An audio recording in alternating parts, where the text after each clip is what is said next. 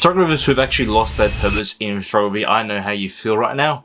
As for me, when I was taking photos in a beginner stage of my own photography, I actually kind of lost purpose in terms of my photography in about 2019 to 2020, as you know, COVID and stuff like that. But still, I could have actually taken photos before that, and I did not. I didn't really take much photos, as I would be playing video games all day, 14 hours a day, and then I started having bad habits. And so the one thing that I actually lost was the purpose of actually going out there and actually taking photos. Just that. Just that simple thing of just going out there and taking photos no matter what the weather is and stuff like that. And so that stage, in terms of having that purpose, I kind of just lost that, and I kind of just ignored my camera bag, as it was literally, I'd be, playing with my Xbox and stuff, and literally my camera bag would be right in front of me towards the right, because this is a total different setup, because I used to have a couch, so there's that too. And so the one thing I lost in terms of purpose was actually, I've lost that because I kept on thinking that I'm a fail photography, which, even though I didn't start as a business, I didn't start with a social media thing that you're seeing like me right now. I was just taking photos because it was a hobby, and I wanted to become that sort of photographer that I am now. And then I didn't actually really believe in myself. I didn't have that, that self-esteem, or actually just trying to say, oh, I actually believe in myself and actually, want to actually do it. I just kind of just went, yeah, I'll do it eventually. It's like, eventually it ain't gonna come.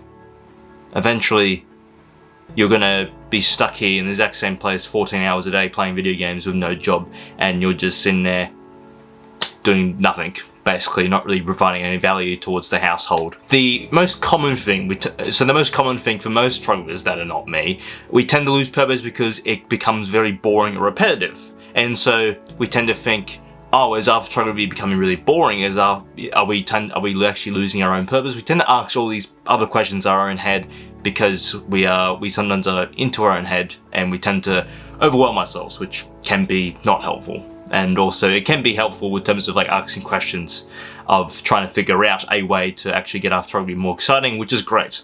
But with most photographers, they tend to fall into that pattern of actually just trying to, or fall into that pattern of just becoming really boring with their photos. And we tend to lose sight of the love of photography, and actually making photography a storytelling part of our own journey, somewhat, if you will. And so the pathway that I figured out in terms of actually trying to have the purpose is actually doing a 30-day challenge. And if you've seen my YouTube videos, I've actually done a 30-day video challenge where I'm just recording videos for 30 days, in which I actually did pretty well at the start. At the start I was struggling a little bit, because I was kind of trying to figure out my own way of actually trying to figure out a new style that I've never done before. So I was trying to have new challenges so I can actually do stuff, rather than me just going into the city and just taking photos, which I did twice, I don't know how many times, but I try to figure out new styles that I can actually do, so then that way I can actually, either love that style, or either I don't like it, in terms of that and stuff like that. And I also try to, figure out more ways to make photography fun for me again, because that's what I did. Because I came across who I came across? Alex Mathers. He's a guy on Substack and also Medium. He's quite popular. I came across one of his articles of trying to figure out how to make your passion more exciting or something like that. And then one of the suggestions was 30 days. So do a 30-day challenge. I'm like, okay, I'll do that with my YouTube. I've been posting very much, and then I'll do that with my photography. So in that way I can actually fall in love into making videos and also doing photos again, which was great. It was actually really good. Only in towards a couple of other days where you found me at home, basically just doing photography studio stuff, which is not great, because I was a bit ill.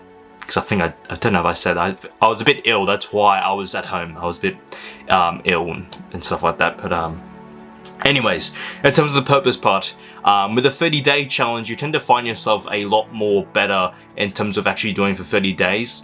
If you're, for example, want to try and not do a bad habit for 30 days, you tend to find yourself struggling for the first 4 to 5 days, and then eventually you become, acceptance that hey, I'm not gonna do this habit anymore. I'm finally, you know, I'm feeling a bit more happy. I'm feeling a bit more, I guess, energized in the day, stuff like that. You know, 30 days of doing an ice bath, 30 days of meditation, stuff like that. Like, you tend to find like little things in your own mind that you've just found out, and you go, oh, I want to feel that again. The way to capture purpose for photography for me was to actually create goals around it and actually create some clarity around it, because clarity is the big thing in terms of for photography, and also the things I'm doing right now, which is like trying to figure out my YouTube videos, trying to figure out which ones I want to do for Instagram, YouTube, and also Substack as well, which I do publish on Substack as well now, which I'm just trying to get back into, which I do like to write a bit whenever I get some time. And the way to do that is by literally making your own goals to be a lot more clearer. Like, be able to make them a bit more shorter, be able to make you know, some short term, medium term, and then also long term goals as well. So you can actually you know, if you're actually going to last a bit longer than a year. So then that way you can actually keep pushing yourself in terms of what goals you want to do for the day, the week, the month, the year, all sorts like that. Which I tend to find myself actually doing a lot more of the goals, because I tend to have them in my own head. I tend to have like little goal lists, which I'll put up in a second, in terms of like scripting 10 videos or creating 2 reels a day, or either, you know, making, let's say, God, what's the thing?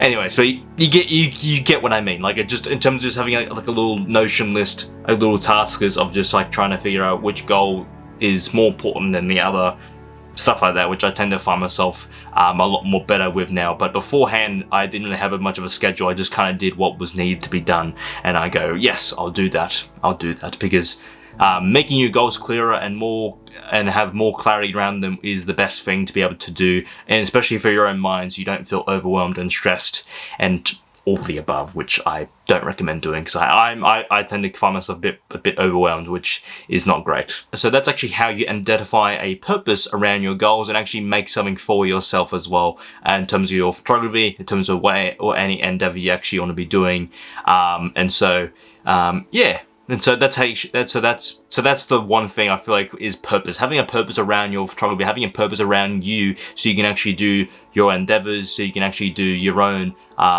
photos and stuff like that, and be able to create a lot more better life for your own self as well, because purpose is a great thing to have, especially with the Ikigai. If you haven't heard of Ikigai, I suggest to search it up on Google. Either there's a book around it as well, which I think nope, that's the wrong book. I just saw it. That's not it. That's 24 hours to change your life or something, which is utterly, it's not great.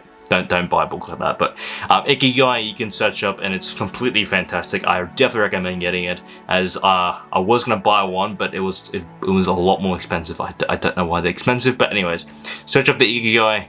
Go for your purpose. Identify what type of purpose you actually want to have, and then go forth on your goals, and hopefully you become a lot more long term with your goals than just the short term. Because once you become a bit more short term, once you beat those short term goals, go for the medium goals, and then go for the long goals, and then you'll explode, my friend. You'll explode with that purpose, and you'll become a lot more better within yourself.